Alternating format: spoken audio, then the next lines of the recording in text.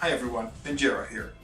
There are always these games that we hold near and dear to our heart, be it because it's the first game we ever played, or because it has some kind of special memory, or maybe it just resonated with you in some way that it will always stay with you. Today we're going to take a look at a couple of games that had an impact on me. Hey, what about me? What? Okay, so Marco's a disembodied voice today. That's interesting. I am? Cool. So why don't we do this together? Fine by me. Take it away. Sounds good to me. So let's take a look.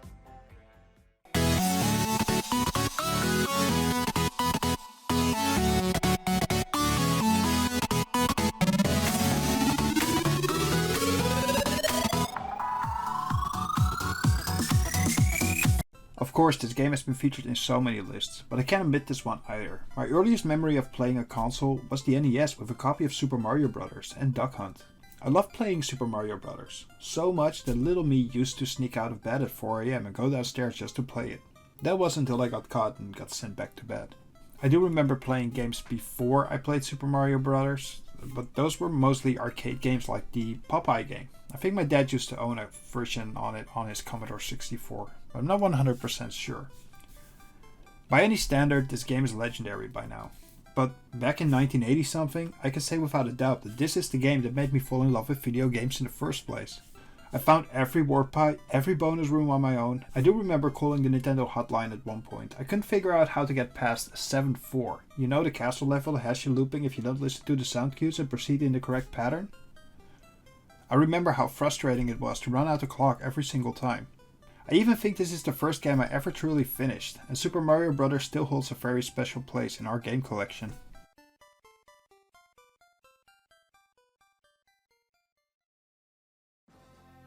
Fire Emblem the Blazing Sword, or just Fire Emblem as it was called in Europe and America, was the first ever Fire Emblem game that was released outside of Japan. No one knew anything about it, just that two of the characters from Fire Emblem were on the roster of Super Smash Bros. Melee, Marth and Roy. Everyone assumed they were from the same game, so when the GBA game was announced and later released, a lot of people thought that the red-haired character on the box art was Roy, and had hoped that Marth was somewhere in the game even though he was not on the cover.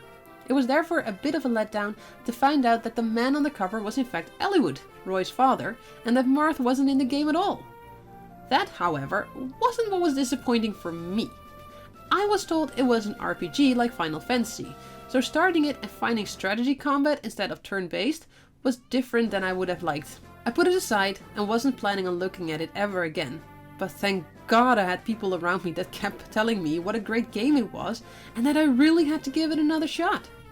I was, peer pressured into trying it again, and I'm thankful I did, as this time I was expecting the strategy combat and actually enjoyed it, and found out I was excited for each new map I had to play. The story gripped me fast, especially after the prologue ended and the true story began. This game opened me up to a whole new genre of games again, in which strategy was key. To this day, I am disappointed that the game wasn't with Roy, which was my favorite Melee character, but I got a glimpse of him in the ending story in which you see Roy and Lilina playing together. It was later that I found out that the game with Roy was actually already released in Japan as Fire Emblem the Sealed Sword, and that Blazing Sword was in fact the prologue to this. I've been hoping the game would be localized at some point, and when that just didn't happen, I even went as far as to send a message to Nintendo of Japan, in my best Japanese, asking whether they were going to release the game outside of Japan, but they informed me that there was no plan of this and that this would probably never happen. However, the impact that the Blazing Sword had on me will never change.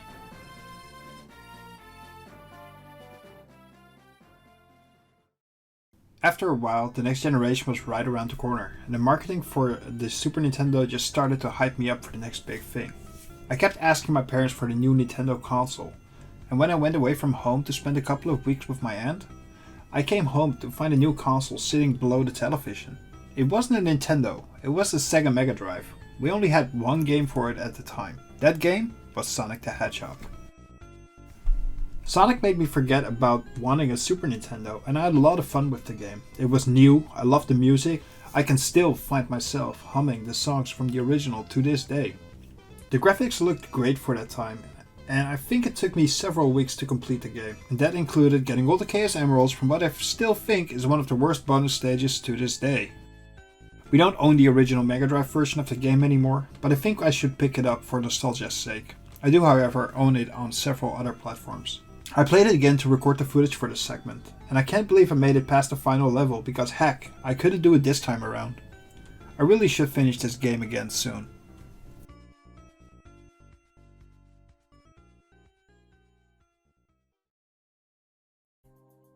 Little Big Adventure 2 was the very first game I owned. I had played it at a friend's house for a bit and loved it so much that he decided to give it to me. Back then, I had no idea he had given me an illegally downloaded copy of the game, and I was just thrilled to own the game itself. For me, it will always be officially on the golden disc with the name Little Big Adventure 2 written on it by someone. LBA 2 is a great action-adventure game which came out in 1997. It is the direct sequel to Little Big Adventure, but I think even the game's developer knew that playing through part 1 wasn't on anyone's to-do list. LBA 1 had a great story, but the controls are notoriously bad. To make LBA 2 accessible for new players as well as old, the game starts with the protagonist, Twinsen, telling the story of what happened in LBA 1. This gets you up to speed on what happened and ready to dive into this story. The story is one that starts with you trying to heal your injured Dinofly, which was hit by lightning during the opening cutscene.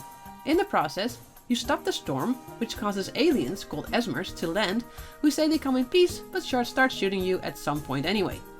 This means going to the moon and then to the Esmer planet together with Jerome Baldino, and eventually, after going as far as the underworld, finding out that the villain from LBA 1, Funfrock, was behind the whole thing and is planning on destroying your planet by using the moon and having the Esmers help him to do so.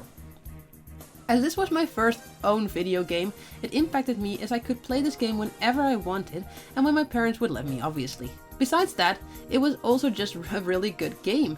The characters and story are great, and the cutscenes still amaze me to this day. Especially the moment in the opening cutscene, where you get a close-up of the Dinofly's eye, and you see the water from the rain going backwards as the wind pushes it away while he closes and opens his eyes slowly. No, it's not as impressive as the cutscenes are nowadays, but looking at it with the knowledge of what it was like in 1997 makes it really impressive. I hadn't played this game for a long time, but when I started it to record footage, I still remembered where everything was. I felt like the little girl I was when I first played it, and I fell in love with the game all over again.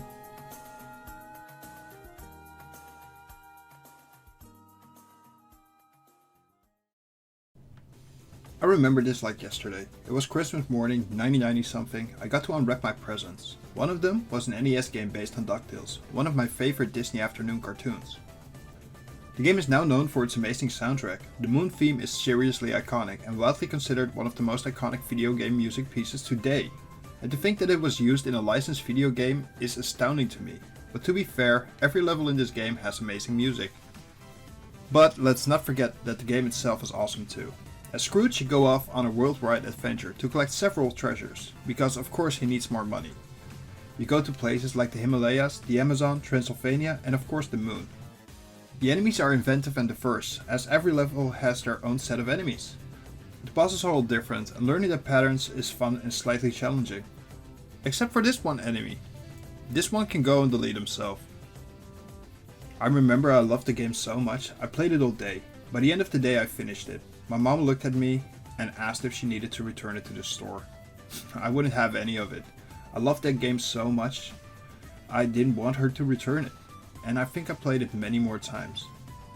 Eventually we gave the NES to my cousin, where he holds onto that copy of Ducktales to this day.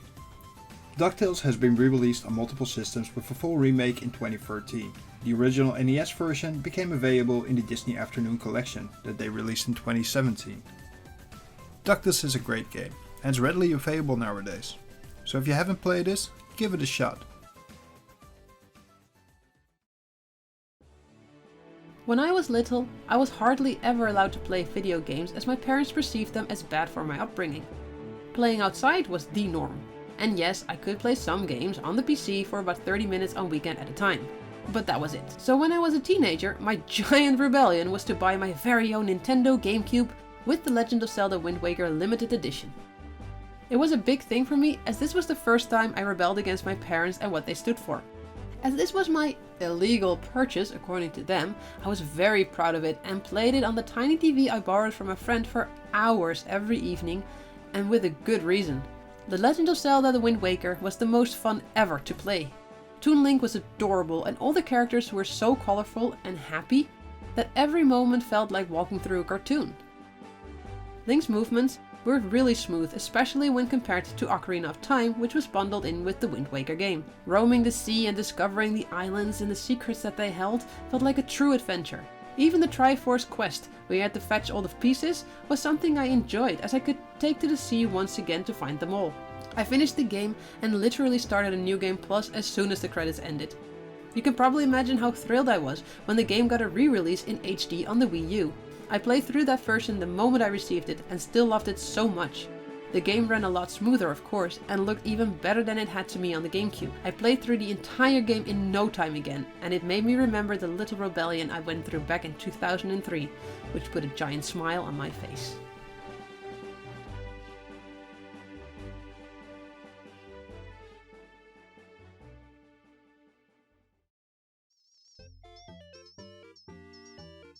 This game was the first cooperative game I played.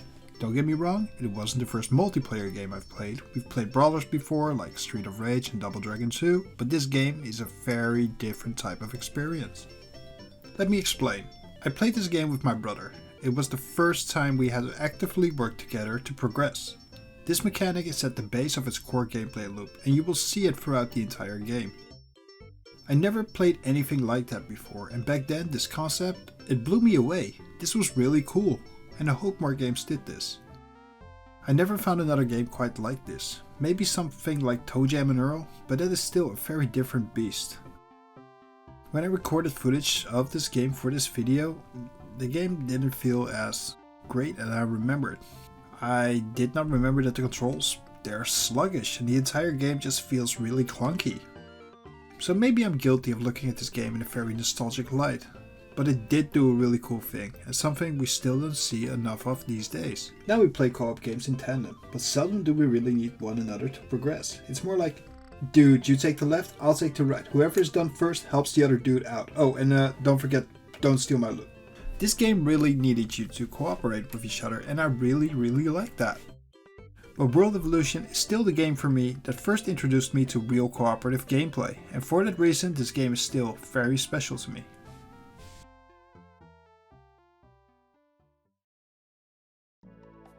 My gaming career started with a fun action-adventure game and Zelda, and was followed up by turn-based JRPGs in the form of Final Fantasy. After that, I mostly played these turn-based RPGs as I just couldn't keep up with the new action games. So when a friend mentioned the Tales games to me, I told him that it wouldn't be for me, as the combat system was active instead of turn-based. I was eventually convinced to give the game a try, and hated myself for not doing so sooner. Cause man was I wrong about not liking it. The game amazed me at every turn. The story started out pretty linear, as it made you go on a journey to get the Chosen through a set of trials to save the world you live on called Silverant. However, at the end of it all, the story shifts. The Chosen One is fully prepped to give her life to save the world, but you find out it's all a scam, and you are thrust into a parallel world called Tetheala, of which you learn that it vies for the mana supply with your world. Each world has a Chosen One that needs to sacrifice him or herself to restore the flow of mana, which would throw the other world into chaos and vice versa.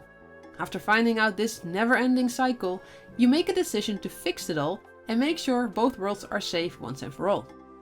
The game is huge, and if you try to do it all, it can take you up to 70, maybe even 80 hours to get through the whole thing.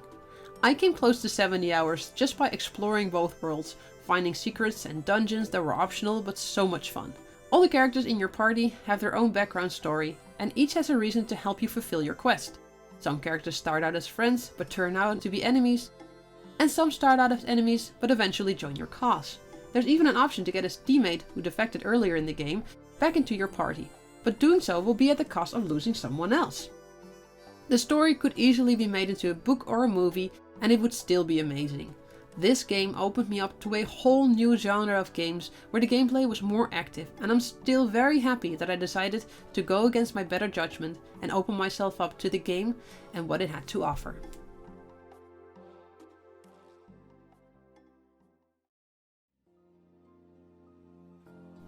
I know. There are a lot of old games on this list, but it doesn't mean the newer games didn't have a profound impact on me as a person. Back when Mariko was pregnant with her oldest, she was mostly bedridden for the final days of the pregnancy, and to entertain her I put up a stream of a game I was playing. That game was Nier Automata. The game itself is truly amazing, and I loved every moment of it. It is a game that has multiple endings and requires multiple playthroughs to get to the real ending. I'm not going to spoil it here, because the ending is one that you need to experience rather than watch for it to have its full impact. Within the next 24 hours after finally beating Nier Automata, I would become a dad. The ending of this game and the choice the player has to make at the end had an impact on me before I became a father, but as I reflected on that day, I realized it was the perfect game to signal in a new era. Nier is a great game, but me finishing it at that point in time made it even more special. It became a bit of a metaphor for giving up a bit of your old self to signal in a new era. A theme that the game also actively explores. Of course this is a very personal experience, but it showed me that when we close one door, another always opens. My life changed that day for the better. Yes, I have less time to play games now, but it's without a doubt worth it. Our daughter is 3 years old now, and without pushing her, she is starting to show an interest in games herself. So slowly but surely I can introduce her to the world of interactive entertainment. Lately she started making her own Mario Maker levels, and can beat the first level of Kirby, and I couldn't be a prouder gamer dad.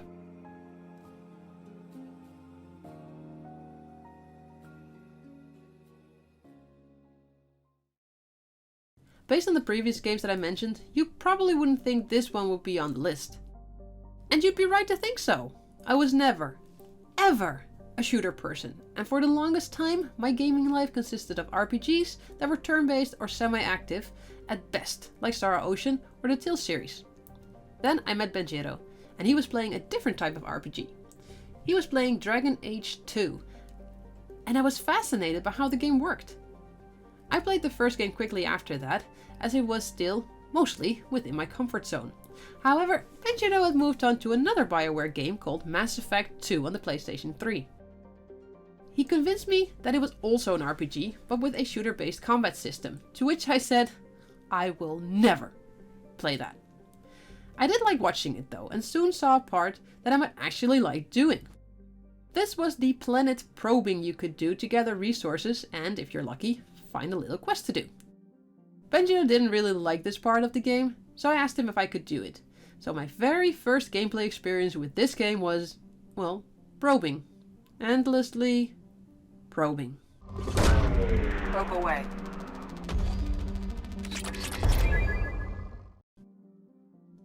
When Benjiro had finished the game, I was still intrigued by it. And there had been decisions he had made that I just didn't agree on. So, with kind of a negative attitude still towards shooter games, I started up my own FemShep playthrough. The combat wasn't nearly as bad as I assumed, and as I progressed through the game, my skills went up in-game as well as my own capabilities to play it. By the end, I was shooting well enough that headshots were getting normal, and I was getting out of fights with most of my health intact. The game opened my eyes that not all shooter games are the same, and some are downright amazing to play. Because of Mass Effect 2, I have played a number of games which have a shooter combat system and love them all.